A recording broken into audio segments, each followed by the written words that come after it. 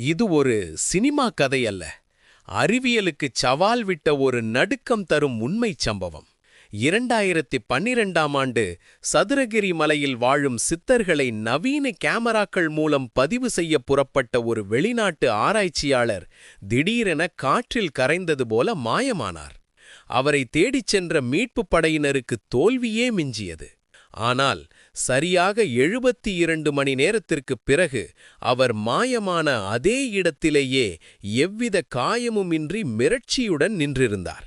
அவரிடம் போலீசார் கேட்டபோது அவர் சொன்ன அந்த ஒரு வார்த்தை மொத்த மருத்துவ உலகையும் உலுக்கியது. நான் அங்கிருந்து கிளம்பி வெறும் 3 நிமிடங்கள்தான் ஆகிறது.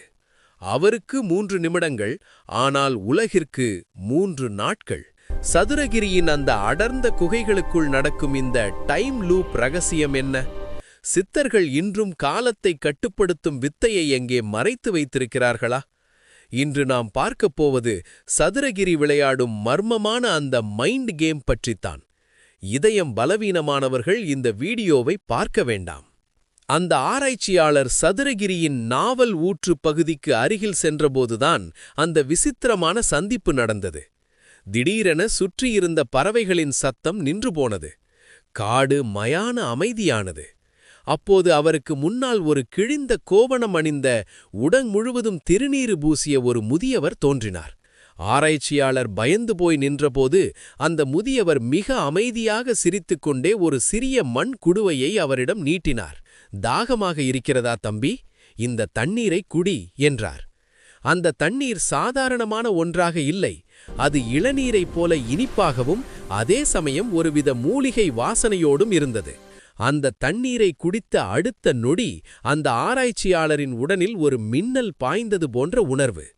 அவர் அந்த முதியவரிடம், ஐயா, நீங்கள் யார்? இங்கே என்ன செய்கிறீர்கள் என்று கேட்டார்.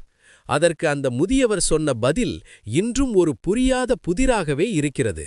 தம்பி, நீ தேடி வந்தவர்கள் யாரும் வெளியே இல்லை, அவர்கள் உனக்குள்ளே இருக்கிறார்கள். நீ பார்க்கும் இந்த காடு, இந்த பாறை, ஏன் இந்த மரம் கூட ஒரு காலத்தில் உன்னைப் போல தேடி வந்தவர்கள்தான். இந்த வார்த்தைகளை கேட்டு ஆராய்ச்சியாளர் திகைத்து நின்றபோது அந்த முதியவர் மெதுவாக திரும்பி ஒரு குகைக்குள் நுழைந்தார். அவரை பின்தொடர முயன்ற ஆராய்ச்சியாளர் குகைக்குள் கால் வைத்த அடுத்த வினாடி அவர் சதுரகிரி மலையின் அடிவாரத்தில் மயக்க நிலையில் இருந்தார். அவர் கையில் இருந்த அந்த மண் குடுவை எங்கே? அவர் சந்தித்த அந்த நபர் எங்கே? அவர் கையில் இருந்த கேமரா மெமரி கார்டில் அந்த நிமிடங்கள் மட்டும் பதிவாகாமல் போனது எப்படி? வெளியே உலகம் அலறிக் கொண்டிருந்தது. ஒரு நவீன ஆராய்ச்சியாளர் அதிநவீன கருவிகளோடு சதுரகிரி காட்டிற்குள் காணாமல் போய் 72 மணி நேரங்கள் கடந்துவிட்டன. இறுதியாக ஒரு குகை வாசலில் அவர் மயக்க நிலையில் கண்டெடுக்கப்பட்டார். மருத்துவமனையில் அவர் கண் விழித்தபோது அவர் கண்கள் ஒருவிதமான மிரட்சியிலும் பிரமிப்பிலும் உறைந்திருந்தன. மருத்துவர்கள் அவரிடம், 3 நாட்களாக நீங்கள் எங்கே இருந்தீர்கள், என்ன நடந்தது என்று கேட்டபோதுதான் அந்த திடுக்கிடும் பதில் வந்தது. அவர் சொன்னார், நான் காணாமல் போகவில்லை. நான் அந்த முதியவரை சந்தித்தேன். அவர் எனக்கு ஒரு சொம்பு தண்ணீர் கொடுத்தார். அவரோடு நான் பேசிக் கொண்டிருந்தது வெறும் அரை மணி நேரம்தான். பிறகு நான் குகையை விட்டு வெளியே வந்தேன். இதற்குள் எப்படி 3 நாட்கள் கடந்தன? என் கடிகாரம் ஏன் 72 மணி நேரம் ஓடி முடித்திருக்கிறது? அறிவியல் உலகம் இதை குவாண்டம் ஜம்ப் அல்லது டைம் டைலேஷன் என்று அழைக்கிறது. அதாவது, ஒரு குறிப்பிட்ட இடத்தில் காலம் மற்ற இடங்களை விட மெதுவாகவோ அல்லது வேகமாவோ நகரும். சித்தர்கள் தங்களின் அமானுஷ்ய ஆற்றலால் காலத்தையே ஒரு களிமண் போல கையாளுகிறார்கள் என்பதற்கு இதுவே நேரடிச் சாட்சி.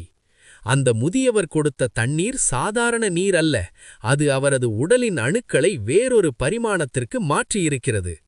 இது ஒரு தற்செயலான நிகழ்வா, அல்லது சதுரகிரிக்குள் நுழையும் ஒவ்வொருவனுக்கும் சித்தர்கள் மறைமுகமாக வைக்கும் எச்சரிக்கையா? நீங்கள் சதுரகிரிக்குச் சென்றால் உங்கள் கடிகாரத்தை மட்டும் நம்பாதீர்கள்.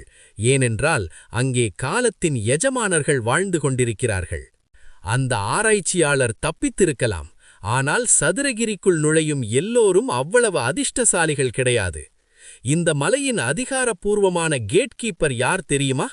பிலாவடி கருப்பர். சித்தர்கள் தவம் செய்யும் இடத்திற்கு தகுதியில்லாது யாரும் சென்றுவிடக்கூடாது என்பதற்காக இந்த கருப்பர் அங்கே காவல் காப்பதாக ஐதீகம். இன்றும் சதுரகிரிக்குச் செல்லும் பல பக்தர்கள் ஒரு விஷயத்தை சொல்கிறார்கள். நீங்கள் தவறான நோக்கத்தோடோ அல்லது அகம்பாவத்தோடோ மலை ஏறினால் உங்கள் கண்கள் இருண்டு போகும் அல்லது உங்கள் கால்கள் முன்னேற மறுக்கும்.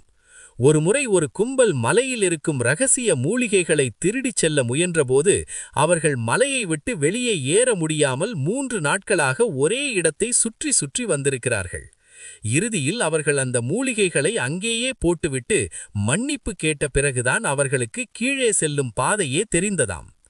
சித்தர்கள் அமைதியை விரும்புபவர்கள்.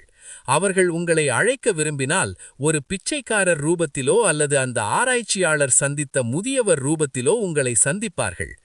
ஆனால் நீங்கள் அவர்களை தேடிப் போனால் உங்களுக்கு கிடைப்பது வெறும் பாறைகளும் முட்செடிகளும் தான். சதுரகிரி என்பது ஒரு மலை அல்ல, அது ஒரு பரீட்சை. அங்கே நீங்கள் எதை பார்க்கிறீர்கள் என்பது முக்கியமல்ல, நீங்கள் யாராக அங்கே போகிறீர்கள் என்பதுதான் முக்கியம்.